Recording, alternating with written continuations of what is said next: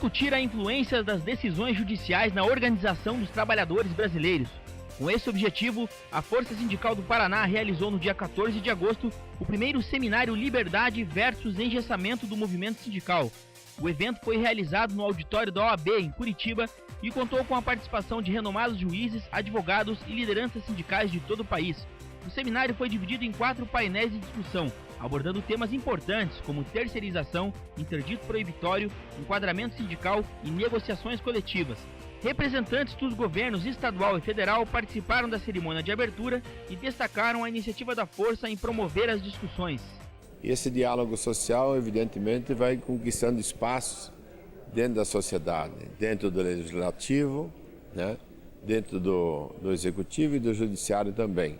E, naturalmente, que a força sindical sempre tem tido um papel de destaque na sociedade paranaense e, para que não dizer, brasileira. Na medida que o legislador não faz a sua parte, há uma judicialização dos temas principais relativos às diversas áreas do direito brasileiro. E não é assim diferente na área sindical, ou seja, há indiscutivelmente um avanço da Justiça do Trabalho naquilo que seria a competência do Poder Legislativo e acaba regulando relações do trabalho que deveriam estar sendo reguladas por lei. Logo após a cerimônia de abertura, foi dado início às palestras e debates dos painéis temáticos. O primeiro painel foi presidido pelo secretário-geral do Sindicato dos Metalúrgicos da Grande Curitiba, Jamil Dávila, e secretariado pelo presidente do Sindicato dos Motoristas e Cobradores de Ônibus de Curitiba e região, Anderson Teixeira. O tema discutido foi a terceirização e seus efeitos nocivos aos trabalhadores. Na verdade, a terceirização sempre foi uma técnica de administração, de especialização de serviço, mas recentemente tem sido utilizada como uma forma de minimizar custo de mão de obra. E muitas vezes essa diminuição de custos de mão de obra tem implicado redução de direitos trabalhistas, redução de garantias previstas em lei, o que é prejudicial certamente aos trabalhadores. E a terceirização, embora seja vendida como uma ferramenta de gestão de pessoal que promova incremento de produtividade, maior eficiência, redução de custos, do ponto de vista social, causa profundos impactos negativos, especialmente precarizando as relações de trabalho. A experiência tem demonstrado, e os tribunais estão abarrotados de ações nesse sentido, que a terceirização apenas tem se prestado para a violação sistemática de direitos trabalhistas. O segundo painel do seminário foi presidido pelo presidente do Sindicato dos Metalúrgicos de Londrina, Sebastião Raimundo da Silva, e secretariado pelo presidente do Sindicato dos Metalúrgicos de Cascavel, Sebastião dos Santos Simões. O tema em questão foi o interdito proibitório como instrumento de engessamento do movimento sindical. Na minha análise, a importância desse tema é que, infelizmente, o interdito proibitório, como ele tem sido utilizado, ele tem se contraposto ao direito constitucional de greve. Então, a abordagem que eu pretendo fazer é essa, exatamente, em que aspecto isso está impedindo, está limitando a atividade sindical e também se há ou não limites ao direito de greve. A ação de interdito proibitório, ela interfere na organização dos trabalhadores das mais variadas formas.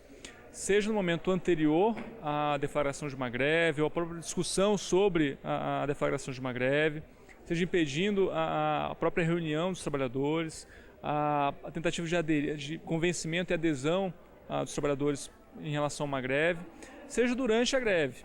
Uma ideia de impedir a mobilização dos trabalhadores, impedir a realização de piquetes, impedir a ocupação do local de trabalho. Então, na verdade, é uma prática bastante prejudicial aos trabalhadores e à organização coletiva dos trabalhadores. É uma prática abusiva. Então, assim, vem por parte dos empregadores uma invocação de um direito de propriedade, mas essa invocação ela é abusiva. Por quê? Porque não há ameaça de direito de propriedade. Os trabalhadores estão ali exercendo um direito legítimo e constitucional, um direito fundamental à greve, e o direito de organização coletiva, que decorre da ideia de liberdade sindical. Então, a ação de interdito proibitório ela é deletéria para os trabalhadores, para a organização dos trabalhadores das mais variadas formas. Tendo como presidente de mesa Ari Osvaldo Rocha, presidente do Sindicato dos Comerciários de Curitiba e região, e como secretário Narciso Doro, presidente do Sindicato dos Contabilistas de Curitiba e região, o terceiro painel do seminário teve como tema o enquadramento sindical e seus efeitos na liberdade sindical.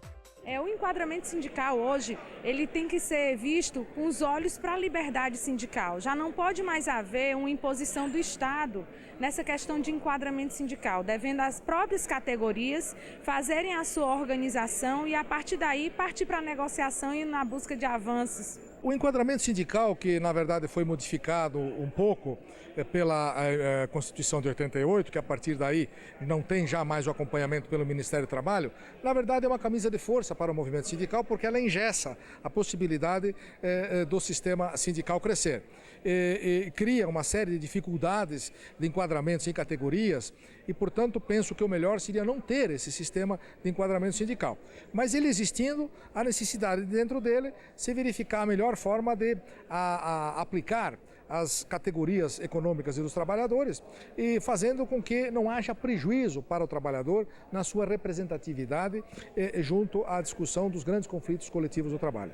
O quarto e último painel do seminário foi presidido pelo presidente do Sindicato dos Metalúrgicos de Maringá, Epifânio Magalhães, e secretariado pela presidente do Sindicato das Secretárias do Paraná, Neuralice Maina.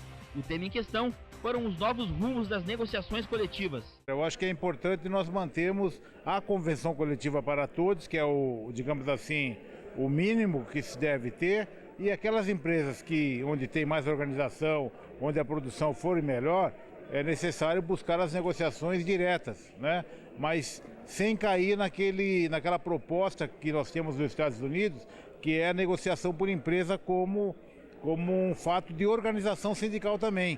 E isso tem sua vantagem, como você falou, da negociação direta, onde você pode ver as condições da empresa, mas por outro lado você pode perder aquela concepção de trabalhadores unificados, e isso quebra a possibilidade de você ter enfrentamentos mais sociais, como aposentadoria, habitação, escolas, não é? Então é importante ter a convenção coletiva como temos aqui e soluções negociadas à parte quando as condições daquela empresa estiverem melhores. Portanto, as negociações é o objeto do nosso trabalho. Só que esse objeto, essa forma de negociação já é um modelo que ele está há muitos anos, ele não sofreu renovação. É um modelo baseado numa database de um período, a maioria dos sindicatos é isso, que faz num determinado espaço do ano. E o que o sindicato faz depois disso? Os trabalhadores continuam tendo demandas, continuam tendo problemas. Então, fazer o debate sobre como mudar esse conceito de uma negociação que é feita num determinado período, restrita a uma determinada categoria, é o grande desafio do movimento sindical para continuar sobrevivendo. Esse é o quarto evento da Força que eu participo. Participei de um em Brasília, um em Belo Horizonte e outro em Manaus. Esse é o quarto. Então a Força Sindical tem sempre feito... A vantagem do encontro é divulgar as ideias, divulgar as controvérsias, para obrigar a gente a pensar. Porque a vida não pode ser uma rotina, se for uma rotina não muda. A ideia é essa. Segundo a organização do seminário, o evento atingiu o seu objetivo de promover a reflexão sobre os temas jurídicos que dizem respeito ao mundo do trabalho. O seminário que foi promovido pela Força Sindical tem interesse principal hoje nas relações de trabalho, principalmente porque vamos discutir assuntos como terceirização, enquadramento sindical, negociações coletivas para o futuro e também o assunto que eu julgo mais crítico, que é o interdito proibitório. Esses assuntos têm efeito bastante profundo, tanto na área dos trabalhadores como na sociedade em geral, pois tratam de aspectos que lidam diretamente com o destino do trabalhador e das relações de trabalho. O seminário Liberdade versus Engessamento do Movimento Sindical, ele serviu para um grande debate das dificuldades que o movimento sindical hoje tem em todas as suas instâncias de negociação e de representação dos trabalhadores. Nós temos um problema com o enquadramento sindical, temos um problema com a justiça do trabalho, temos um problema com os interditos, temos um problema com a representação e, consequentemente, tudo isso aflige e afeta as negociações coletivas de trabalho. Serviu para a gente debater um pouco mais de quais os caminhos que os trabalhadores têm para melhorar a sua atuação junto às suas bases e, ao mesmo tempo, nós promovemos um melhor entendimento do que é o ideal para os trabalhadores e para os sindicatos brasileiros. Se é uma representação pela base ou se é uma representação pela cúpula.